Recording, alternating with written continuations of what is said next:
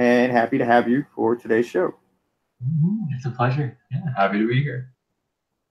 Conscious Conversations is inspired by Terence McKenna, Rupert Sheldrake, and Ralph Abraham. They would hold these trialogues, as they called them, in public places, and people would come out and watch. Three incredibly intelligent people from three completely different fields sit around and talk about life, the universe, and everything. And I really liked that idea, so I wanted to focus it in on topics for the conscious, the mindful, the spiritually minded people to see some different perspectives. And I really think that the both of you have some amazing perspective. And so I'm very happy to have you here as a part of this show. We're happy to be here. I chose the topic of the dark night of the soul because in a lot of ways, that's what this last year has been for me. It's been that the razor's edge where you're right at that point of, I don't know if I'm going insane or is this really happening? Is everything going to work out or am I going to fail spectacularly? And I think that one of the most beautiful things that we can experience is doubt in ourselves and everything. I think that that's the first step to real understanding of anything in life. What are your thoughts on spiritual trials? Well, I want to say we both have been through tremendous amounts of spiritual trials is, again, probably really one of the best way to do it. But I would go as far to say, what trial isn't a spiritual trial, really? But I know, well, like one of the practices that I personally learned that really helped me go through a lot of this came from an organization called Mahajriya. And they have this like 21 masks of the ego, they call it. And these are like normally like causes of suffering is the way that they would look at it. And a lot of these masks are like the most painful things you can experience, right down to like the core issues of not having your physical, your mental, or your emotional needs taken care of, which is one of the things that people are like right away triggered by. Of like, oh my God, this hurts, whether that's mentally, physically, or emotionally. And they have this fun little adage, which is suffer comfortably, or like be calm and suffer comfortably. And it kind of takes a little bit of a concept from the Four Noble Truths, which I believe is a typical Buddhist philosophy, which is like first truth, there is suffering. Like there's going to be experiences where you look at this and go like, what is going on? And then as we break down through this, like the Mahajriya practice would be, you can provoke that suffering. It's either you can learn from your past and all your past suffering mistakes, or you can like really take it in and integrate it in a way that allows you to then move forward with a greater degree of ease and groundedness, where even like those same painful events are going to happen. And that's something that I don't think we can change. What we change really is how we react to those things from our state of absolute grounding and faith in a higher power and an understanding that's beyond this physical reality. And one of them too involves false hope, over certainty, and egocentrism, which are three things that a lot of people on the spiritual path, it's like, yeah, I'm spiritual and all these things. Well, let's see how spiritual you are when someone like smacks your ego, or when you have this overconfident belief of the way something's going to turn out and then it doesn't go that way. Like how spiritual are you then? And so one of the practices that, like this specific model all 21 of these masks. You're supposed to sit there and really learn what each one is at such a level that it no longer triggers you. And for myself personally, like growing up, I had a lot of pain. It was emotional, physical, mental, you name it, it hurt. And so the first masks they called the denials, which are things that you really don't want to look at. And the first one of those is fear. So I looked at, well, okay, what am I afraid of? And the first thing that came up was this pain. Like I was deathly afraid of being hurt. And so I had to like trigger my own suffering to get through that, to find the lesson within the pain.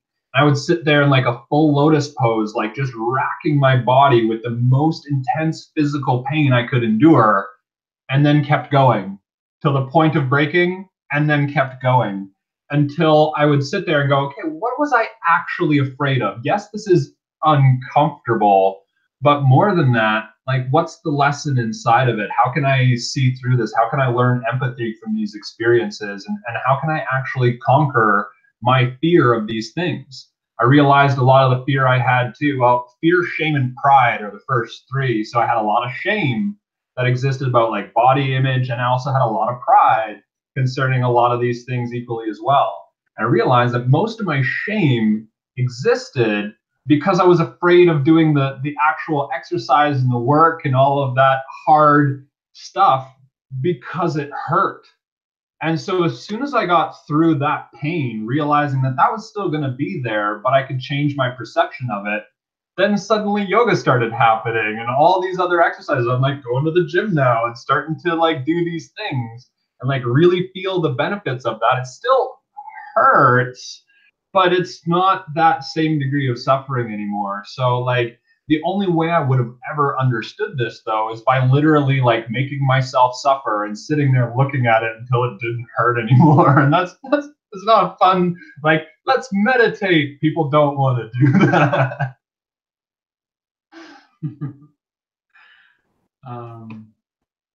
Thank you for sharing all of that. Also, I was like, I'm not really sure, honestly, what to speak on. I was just really enjoying listening to you. I mean, very, very similarly. I mean, like Aaron shared with me the 21 Masks of the Ego, and going through it, it was definitely clear like which ones I had a harder time with versus which ones I, were a little bit easier or whatnot.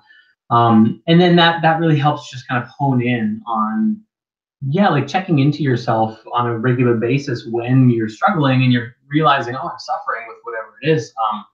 You can kind of reference back and be like, okay, which was my worst mask or whatever. It's more easily accessible just in case there's more stuff that you have to like kind of clear through. Mm-hmm.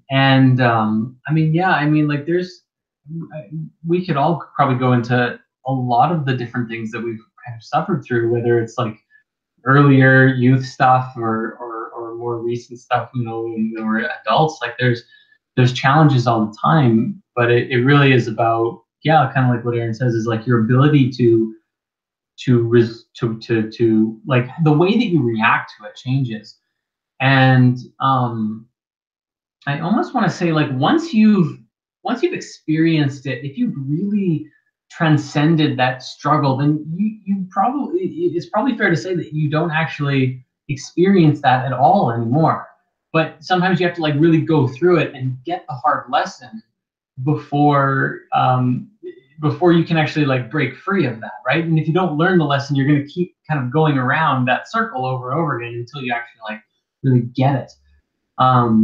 But I think like the mistakes that we make ultimately just really comes from like a lack of awareness of sort of the bigger vibrations, the bigger picture, the bigger reasons for the suffering. But once you've gone through that, you have an ability then to really connect with others who are going through the same thing, and share that learning and that if for those who are willing to receive it also, right? Because some people are like, no, I'm going to go through it the hard way, and it's like, all right, kudos, like take it. I'll be here if and when you need me, if you call on me, But even though it feels like it never ends, I think that it's sort of this like perpetual growing that we're kind of all going through, right? So even though there's suffering now, no matter what it is that you're going through, yes, there might always be something that you're always going through, but like having that faith through whatever it is at least in my experience, what I found to be like the real thing that gets you through it. Like it's like, even just recently, I remember I kind of took a personal day to just kind of, I was like, all right, I'm putting on my meditation cloak, and I'm like, all right, darkness, I'm facing you. And I just went into myself and went through it. And it's like, okay, well, here's all the stress and trauma and stuff that's kind of swirling around within me. Okay. And like we're going through it, but there's this like higher awareness that's kind of just like totally calm through the whole thing, being like, yeah, I have faith and this is all gonna work out, right? And that's like one of those things that just kind of gets you through it, because you can have all of the suffering and like let your lower self go through it and face all of the trials, or or tribulation or whatever it is inside of you. No matter what, there's still a light in your heart that never goes out, and that's really your guiding light. And it the dark night of the soul. It once you've gone through the stripping away of the inner, through all of that muck or darkness or whatever it is, you come out as a shining light. And it's a wonderful feeling. It's just liberating. It's just like the shackles are gone, and you're like, oh, now I understand. Great. Now, if you really learn that lesson, you won't have the same struggle anymore. If you didn't learn the lesson, it'll come back. Well, I'm reminded really, thanks. That was really well said as well. Have you heard the story of when the Buddha first came down from his meditation under the Bodhi tree? He's like gotten his enlightenment. He's all ready and raring to go. And he's walking down the path, and he sees this farmer working in his field. And he sees that the farmer is like not necessarily working in the most, we'll say, ergonomically appropriate way. He's hurting himself. And so the Buddha goes, I can help you. Like, I know in a way that I might be able to fix what's going on here in a way that allows you to not continue hurting yourself. Like, allow me to be of assistance. And the farmer goes like, screw you. I don't want to hear anything that you have to say. Like, piss off, man. And so like the Buddha's first experience after achieving like true enlightenment was rejection. And that right there was like a really key lesson to me in being like, you know what?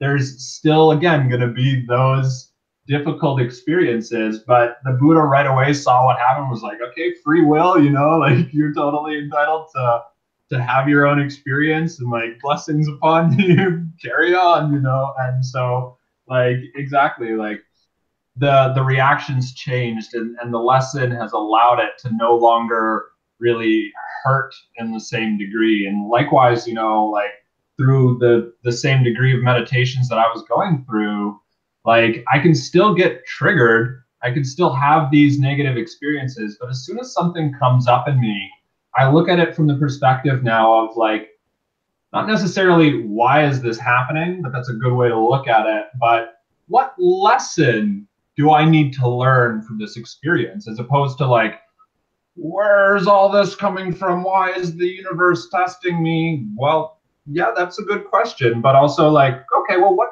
can I do proactively to learn from it in a way that allows me to take that next step? I don't have to judge it anymore as being a positive or negative experience, because those labels are kind of irrelevant, because it's just experience now.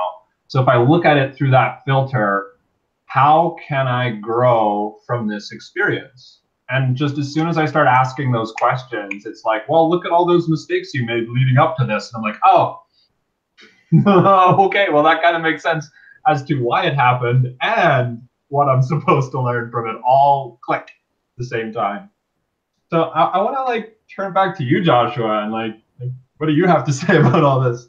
Honestly, I love everything you both have just brought up. I was going to say a minute ago, you were talking about how you just you proactively choose to look into your darkness. You go ahead and bring the troubles on so you can face them head on. And the way you described it really reminded me of a Native American ceremony called the sun dance. And I'm not going to go in depth on it, but one of the things about it in the Sundance, I mean, you pierce your pectoral muscles with flesh hooks, okay? And then you're going to dance for days.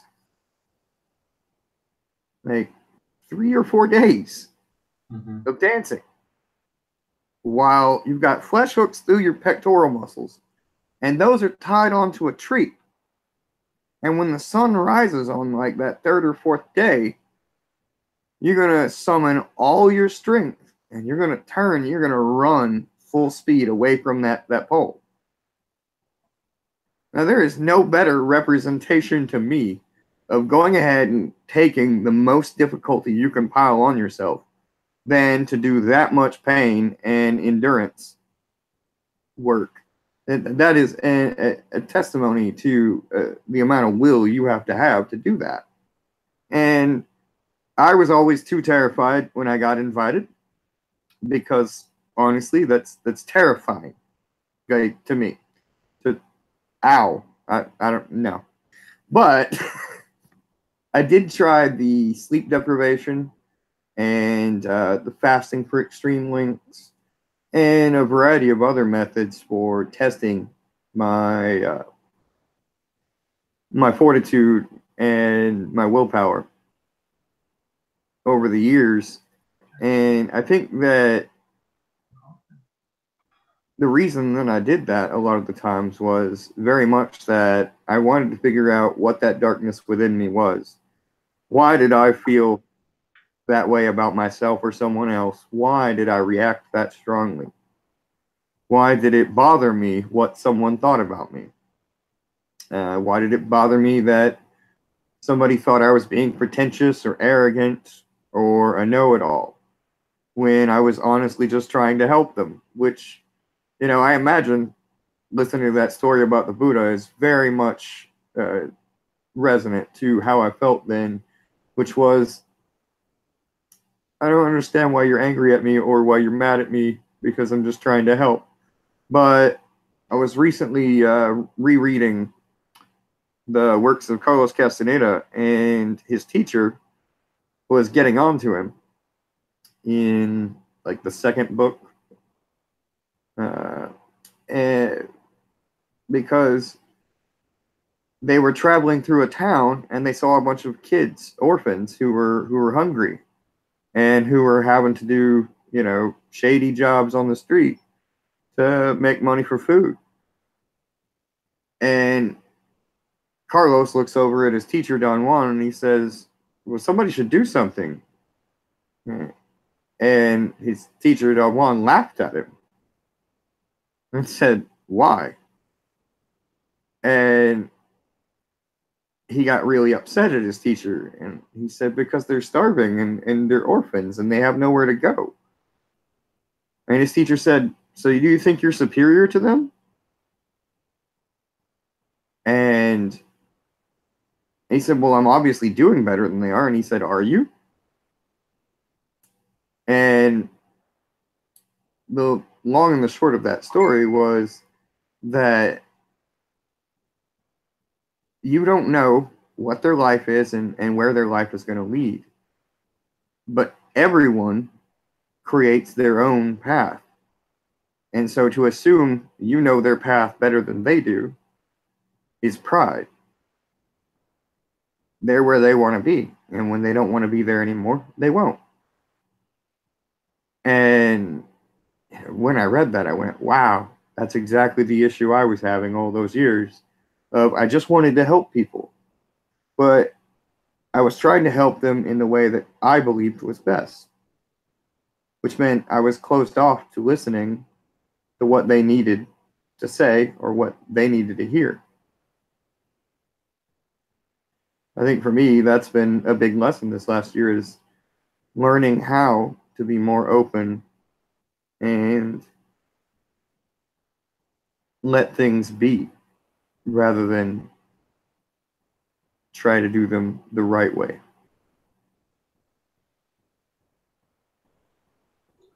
Wow.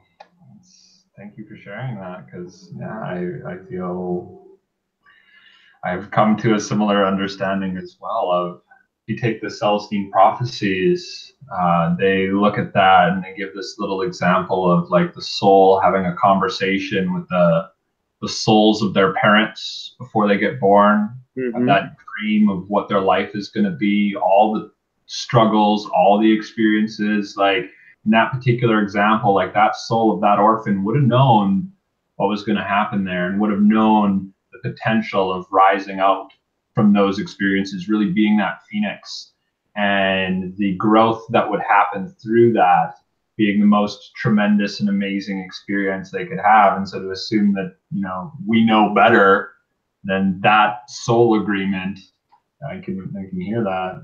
Mm-hmm. Yeah, no, I mean, just the physical dimension, just taking it from to like a spiritual perspective of like this, you know, like looking at, you know, many of the systems that look at the different ways that reality is made up, you know, in the angelic realm, they're never painted with feet because they don't know what it's like, you know, in those higher realms to go to like have to pay rent. They're not grounded. They don't know what it's like to have to get food to survive. They just are and are perfectly immaculate and whole and complete in and of themselves. But here we've got all of these earthly limitations and struggles that are entirely foreign to our very existence, right? And it's almost like you have to do things to survive that are like it's described in the Hermetica or whatever, that well, many different things including the Hermetica, like that it's just like so foreign and almost evil in a sense, you know, like we kill animals for food, or we milk them, or we like even destroying plants and trees to make homes and all sorts of things that are just, you know, like are not natural to our immortal souls, that like spiritual existence, right? And so like kind of that power of choice that you were talking about, Joshua, of like, you know, like choosing to be in a specific place, even if there's suffering there, to learn the lesson, to grow through it, and then to change things, to change within yourself, to change the situation as it is. You know, it's like that's like really that journey of the soul, the evolution of the soul. Like while it bears a physical body, or wraps itself, you know, in this physical container, and then chooses to like engage in whatever it is that it chooses to engage in. It's very powerful, really, to think about like the different pathways that we choose. Like you brought up fasting, as well as, you know, and then like the sun dance and the pinning. The men do their pectorals, women do their shoulders, from what I understand. And it's on my bucket list. But like that's one of those like choices of enduring this like great, putting your body through a tremendous level of strain in order to come out on the other side, really like with a clearer understanding. And I wanted to speak on the subject of fasting because I remember reading, well, I mean, it was actually when I was writing for the Apocalypse of Jesus, which is going to be a series. It's sort of a book right now, but in it was, you know, we're looking at the different people or archetypes or stories of people who were like Jesus and did the exact same things. And Pythagoras was one of them. And the story of Pythagoras is that he was a mystic who, you know, walked on water, raised the dead, healed the sick, and all that stuff. But at the beginning of his journey, it's just so profound. Like he basically went to Egypt and he went to the Egyptian mysteries, and he was like, I want to learn this, you know, this like I want to join the mysteries. I want to learn, be initiated. And they were like, no, you're ignorant. You're a foolish child. You cannot learn the way that you currently are. Go and do a 40-day fast in the desert, and then come back and then we'll see, you know? And like, he's like, okay. And he goes into the desert and he fasts for 40 days and he comes back, and you can imagine what that's like, especially in the desert, like just a ridiculous experience. But he comes back and he's like, you were right. I was ignorant. Knowing, like true knowing and true wisdom comes from direct experience. And now I understand. And they were like, welcome to the mysteries. And like kind of brought him in. And he spent like 20 years just doing serious like ancient Egyptian, you know, consciousness training with them. And then literally like left and went and essentially founded Greece. By like the intense level of wisdom that he embodied.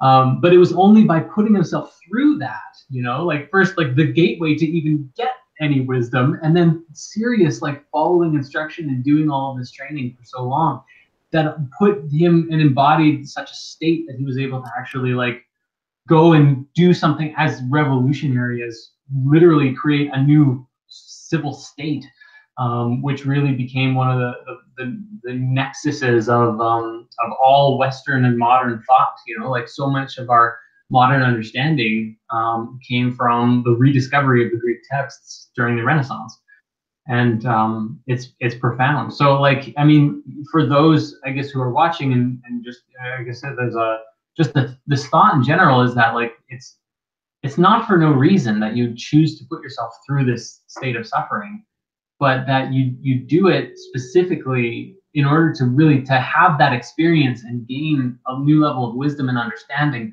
by stripping yourself bare, down to, you know, like when all of you is destroyed, what is left but the immortal soul?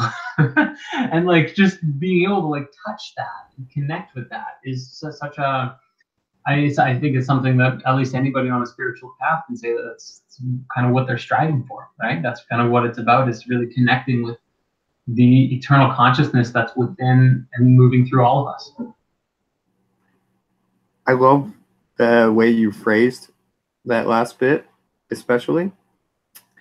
It reminds me of, I watched that interview that Aaron did with True Living. Oh, thank you. And the fifth and final mantra that you shared, Nina Ra Ra Hum Ra, I believe was the mantra. The immortality mantra. that question, you know, if you're an immortal being, how are you acting like this? I like that. And I think it circles us right back into what Jordan just said, which is, you know, for me, the dark night of the soul, spiritual trials, the whole reason that you choose to do them, you're right, it's not for nothing. It's because you're tired of feeling like crap in one way or another, and you're ready to change it. You know, like Voltaire said, I decided to be happy for me because it was good for my health. And good. That's the whole deal, you know. You do these things that bring us pain, you know, and it's like my teacher Terry Riley used to say all the time, pain is just positive awareness in the form of negativity. So that pain tells us, well, here's a problem. That's like throwing a microscope onto who we are and what's going on inside us. And then from there, you know, we can begin to identify those places that there's an issue.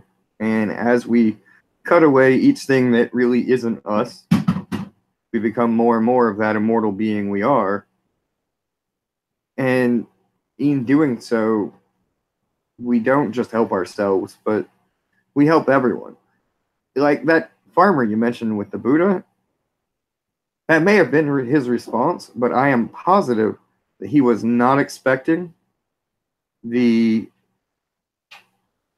compassionate reply that the Buddha gave.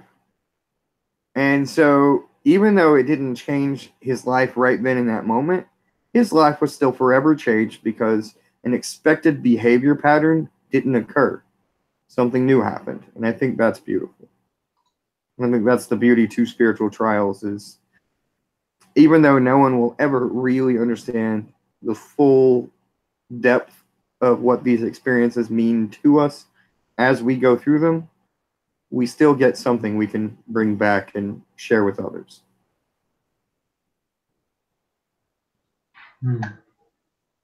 Well said.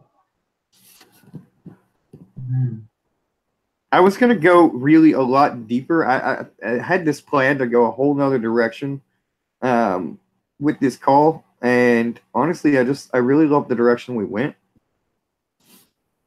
instead. I know that, you know, for me, I don't think it's ever anything that I'll ever get out of the cycle of finding these trials. And I think that you could. I just don't think that I want to. I think that I chose to be human for a reason. I think that that reason was not so that I could get out of being human.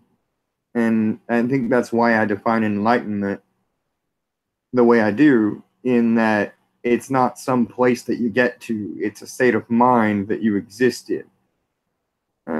So anyone can be enlightened. Most people are a few times a day. They don't stay there very long, a few seconds at most. And the practice of choosing your mind state and getting in that flow, to me, is what everybody's really aiming for. And the only way to be able to stay there for longer and longer times is to find all those little things in us that trigger us and pull us out of that mind state. Yeah, I would agree with that. I want to say one of the the mantras that really helped me, not even a Sanskrit one, but just a typical, again, like adage might be the right word to describe that, but as you say, so shall it be. You know, if we say like, I'm going to keep slogging around in this, then yeah. But I remember when I was first having my own awakening at the same, like, actually somewhere around the time I started watching Spirit Science too, like all those correlations all happening at the same time, so huge thanks. But I remember I was continuously thinking the same thought patterns, and these thoughts were normally kind of greedy and a little bit like on the I want this thing that's outside of my grasp, but I'm never going to be happy until I get it. And I'm not happy now, but maybe down the road, once this other thing happens, then I can embody a state of happiness, or I'm going to be in this suffering state until all these other things happen or get resolved, or along those lines. And the way my mind works, like I'm kind of a math guy and love like the logic side of things. I'm a both of an artist too and musician, so I kind of hold the balance regardless. It was a number for me that kept repeating in my head of some ridiculous sum of money for no reason, but this number would keep circling around and provoked this feeling or this sense of inadequacy.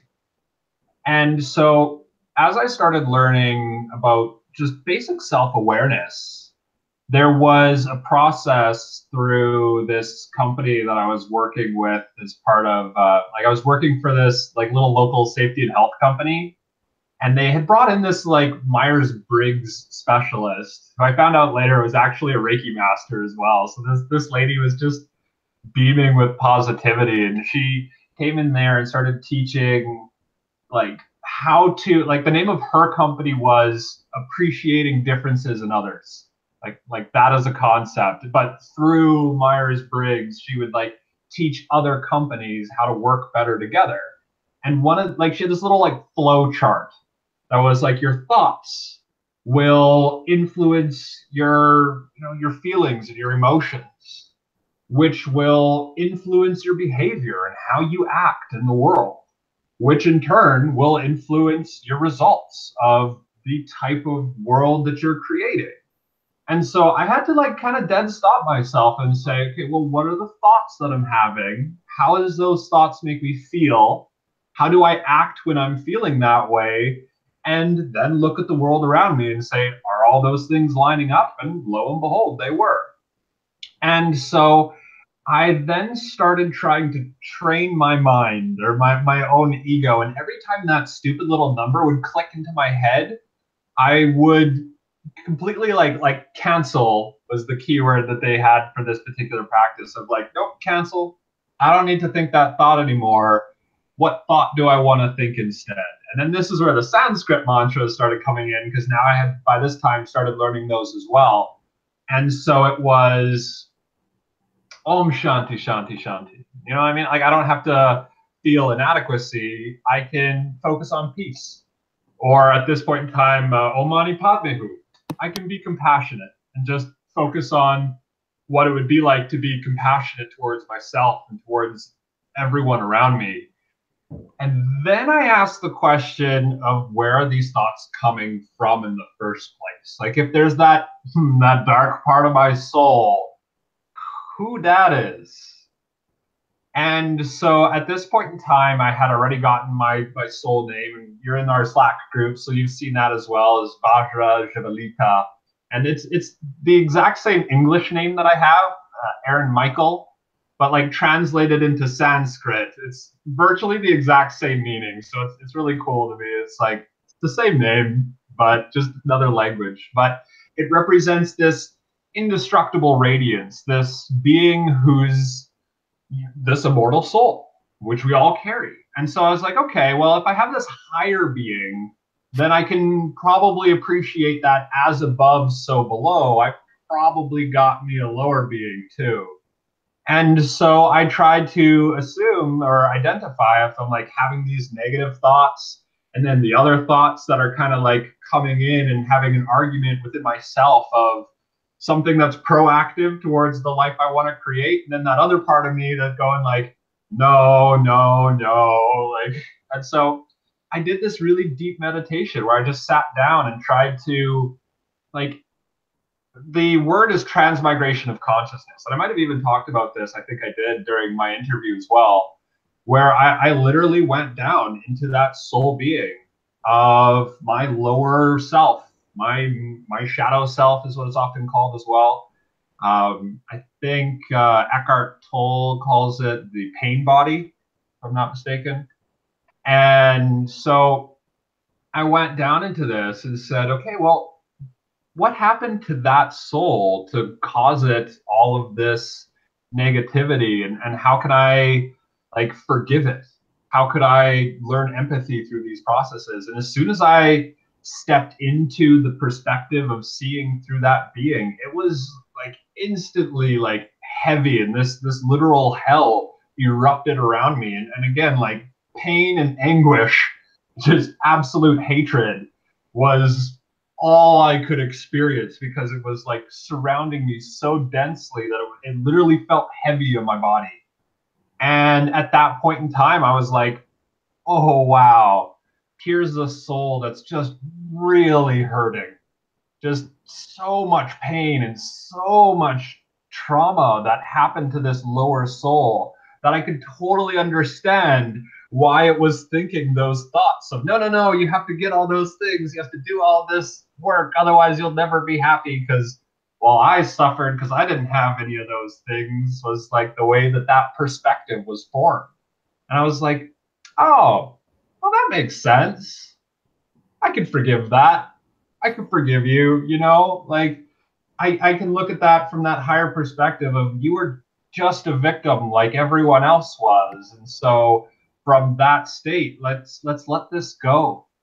And as soon as I chose to really go into that darkness and then be the light in that place too, it's that though I walk through the valley of the shadow of death, I will fear no evil. Though I'm sitting in a literal hell, I can still find that light inside my soul and just shine it. And so at that point in time, I created within my realm of consciousness a literal heaven in hell, and brought heaven there and just created this light, and like grass started growing around me, and this like blue sky started appearing, and like I could almost see like little bunnies and stuff like that jumping around me, like they were having a good time. And then I realized that I was still both of these beings. Like I'm still Vajra. I'm still like I gave it Mo was the name that I called it, like that. Have you ever seen The Simpsons? That there's one Bartender? Yeah, the bartender. Yeah. There's this one episode where he sings this song. I think it's when like Homer had either like gone through something or they were like in a divorce or something like that. He was trying to like woo Marge or something like that. He sings this really sad song of like, no one will love me type of a thing. And so like that's what Mo was like that energy right there. I was like, oh, Muffin. It's okay. Let's do this. And so I brought Mo up. I brought Vajra to this reality, and I said, okay, well, the three of us here now, if I'm the vessel, say Aaron, the being that can contain these perspectives, like my literal shoulder angel and shoulder demon is a concept. Like, I'm buddies with these guys now.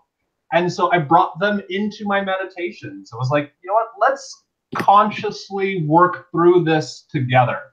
And so again, at that time, I was doing the Om Shanti Shanti Shanti charge, like 11,664 repetitions of this mantra. So I'm sitting there, it takes a while. And so I would start it and go Om Shanti, and then I would wait until I heard Mo's voice go, Shanti. And then Vajra right with me, Shanti. And so it was Om Shanti Shanti, Om Shanti Shanti. And I was like, okay, guys, let's do this together. Let's actually get through this. And then over time, they all changed and started working together. There was a new degree of like almost human understanding that Vajra could have. And there was a greater degree of forgiveness that Mo could have as a part of this. And then eventually those voices just stopped. It's Aaron now, and I am the experience of the unity of both of those beings, like that literal shoulder angel, shoulder demon philosophy is who we all are, I feel. And we all have that potential to flip back into that negative perspective and really just be always focusing on the bad side. And then there's those who are only focused on the good side. And that gives, like, a lot of people, I feel, like push away from spirituality because a lot of it that they see is, I want to use the term sugar coated, from all the people who are embodying that super light being without that degree of realism or that suffering, or not looking at the Taoist full, the good and the bad and the bad and the good, and being both at the same time. And so just through my own personal experiences, I've had that connection. And once that happened, like, life changed forever from that point. Indeed. I love the angel and the demon on the shoulder. That's a great visualization. I think that we're about to the end. I need to call it a couple minutes early because my kid keeps trying to get my attention. But I wanted to say thank you both very much for this conversation. And I look forward to hearing from you when you get back from your trip. Absolutely. Yeah. Thank you so much for having us. It was a pleasure. Yes. So happy to be here. And hopefully we'll have another call, potentially the full hour too. Sounds good. We will talk soon. And I hope everyone has a wonderful evening. And the one last bit of parting advice is, if you find yourself in this dark night of the soul, if you are questioning your faith in yourself, in the universe, in anything, stop, take a deep breath, and remember the last time you felt loved. And if you don't have one of those times, just go find a mirror and keep saying it to the person you see until you feel it. I love you.